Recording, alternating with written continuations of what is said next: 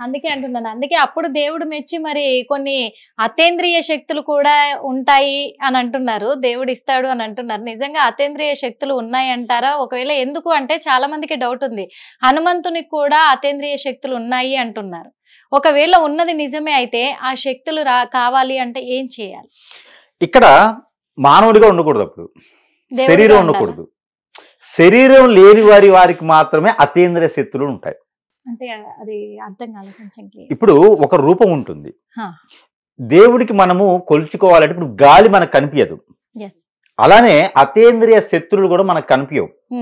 ఆ ఒక శక్తులు మనకు రావాలి అంటే శరీరం మనకు ఉండకూడదు, శరీరం ఉండకూడదు. మనకి ఈ శరీరం ఉన్నంత వరకు అతీంద్రియ శక్తులు అయితే మనకు రావు.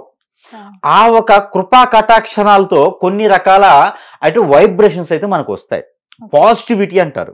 ఇప్పుడు మనము రోజు ప్రాణి హీలింగ్ చేసేవారికి, యోగా చేసేవారికి, మనసు మైండ్ నిగ్రహంగా పెట్టేవారికి కొన్ని రకాల శక్తులు అనేది ఉంటుంది. అది శక్తుల రూపంగా కాదు, కొన్ని రకాలైనటువంటి పాజిటివిటీ అంటారు దాన్ని, పాజిటివ్ ఆలోచనలు ఇవన్నీ వస్తాయి. అయితే అతీంద్రియ శక్తులు ఉంటాయి కొన్ని. అవి ఏంటంటే 360 degrees అంటారు.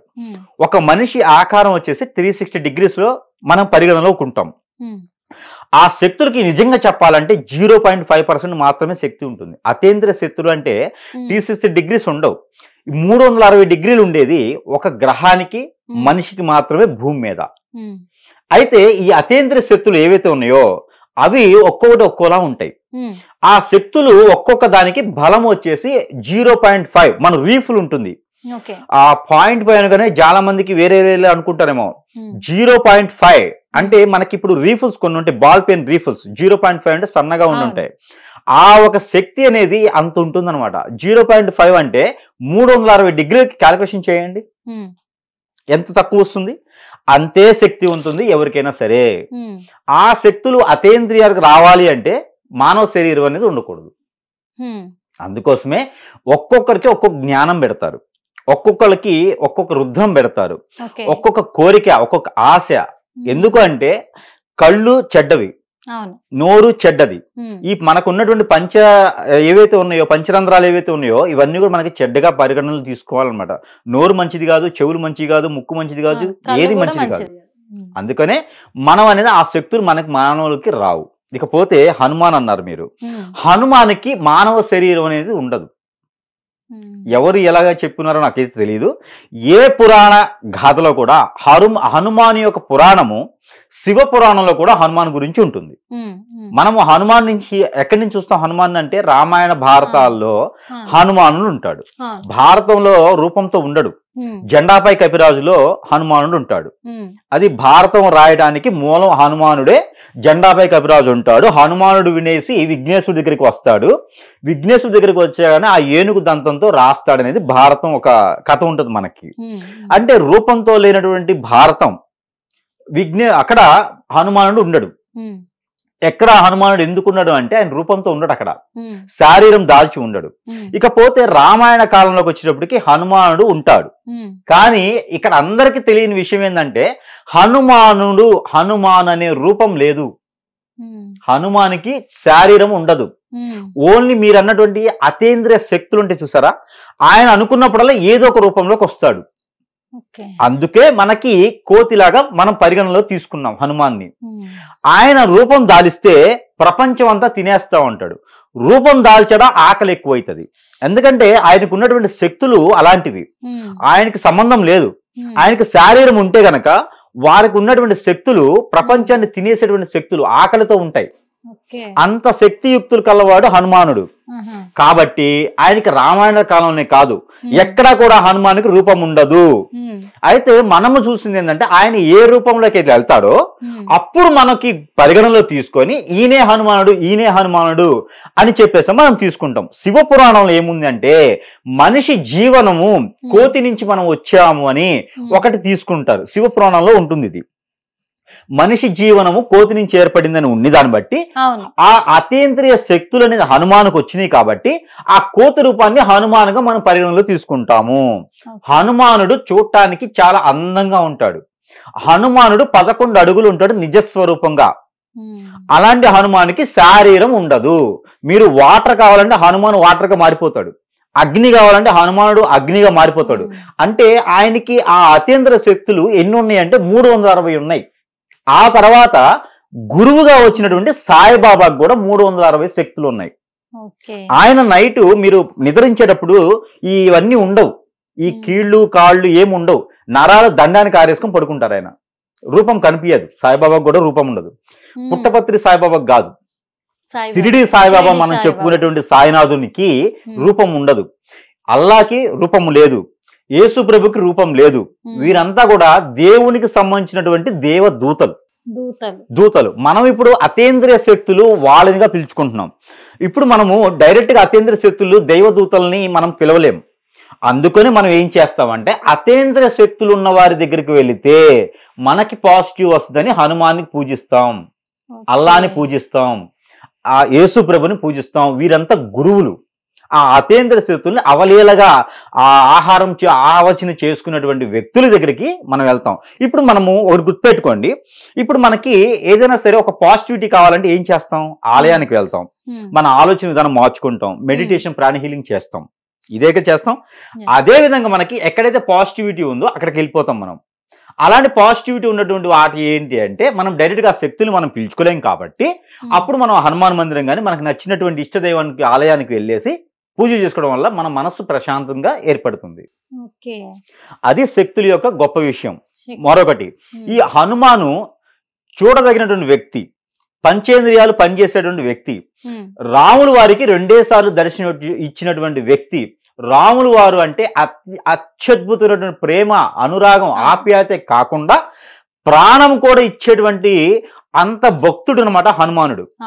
అంతటి హనుమానుడికి కూడా భక్తుడైనటువంటి వారికి 2 సార్లు దర్శనం ఇస్తారు. అందరూ అనుకుంటారు హనుమాని దర్శనం కోసం ఏదైనా చేస్తున్నారు అని, కానీ అంతటి హనుమానుడికి కూడా రాములు వారికి కూడా హనుమానుడు 2 సార్లు కనిపిస్తాడు. ఎప్పుడు? సీతాదేవి దగ్గర నుంచి తీసుకొచ్చినటువంటి ఆ ఒక ముద్రికని చూపించేటప్పుడు, చివరిలో లక్ష్మణ స్వామి వారు అక్కడ మోక్షపోయినప్పుడు ఈ 2 సార్లే హనుమంతుడు రాముల వారికి కనిపిస్తాడు. అందుకని ఏది శక్తియుక్తం ఉందో ఆ ఒక ఏదైతే ఈ యొక్క అవలీలగా అలమల్చుకునేటువంటి ఈ యొక్క శక్తులు ఏవైతే ఉన్నాయో అవి మనిషికి అంతగా ఎక్కవు, రావు. వాటి ఒక రూపం, వాటి ఒక ఆకారం మనిషి చూడలేడు.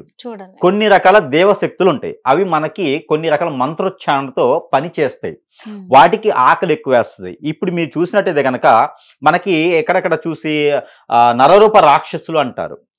వాళ్ళు మనకి సాధువులు గాను, అంటే వారి పేర్లు వేరే ఉంటాయి, మనకి అఘోరాలు గాను ఉండేసి వారికి వ్యతిరేకమైనటువంటి శక్తుల్ని వాళ్ళు అలవల్చుకొని వాటికి ఆహారం పెట్టడానికి మనుషుల్ని బలి ఇవ్వటం, జంతువుల్ని బలి ఇవ్వటం చేస్తుంటారు.